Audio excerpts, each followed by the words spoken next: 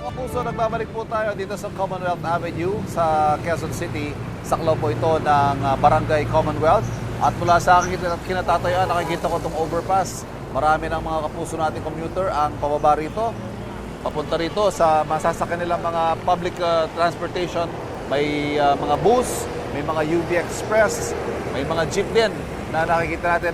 Wala naman tayo nakikitang pagkumpulan na mga pasahero at madali naman po sila nakakasakay at normal pa naman ang sitwasyon ng mga kapuso nating commuter mula rito.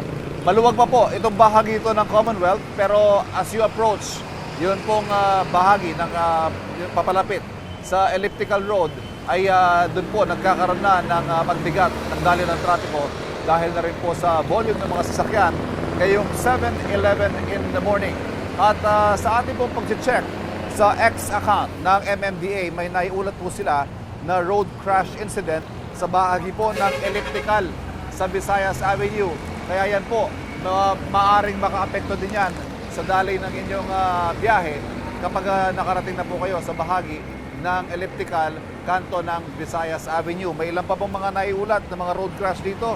May aksidente din sa C5 Ortigas southbound at meron din pong tumirik na truck naman dahil naplatan dyan sa bahagi ng EDSA Malibay southbound. Pero sa pangkalahatan po nakikita natin at dahil nga nagbukas ang klase, wala naman tayong nakikitang pagbagal o pagdagdag na hirap sa ating mga kapuso commuter sa kanilang pagko-commute ngayong umagang ito.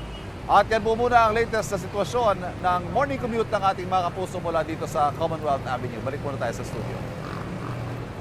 Kapuso, para laging una ka sa mga balita, bisitahin at mag-subscribe sa GMA Integrated News sa YouTube. Sa mga kapuso abroad, samahan nyo kami sa GMA Pinoy TV at sa www.gmanews.tv.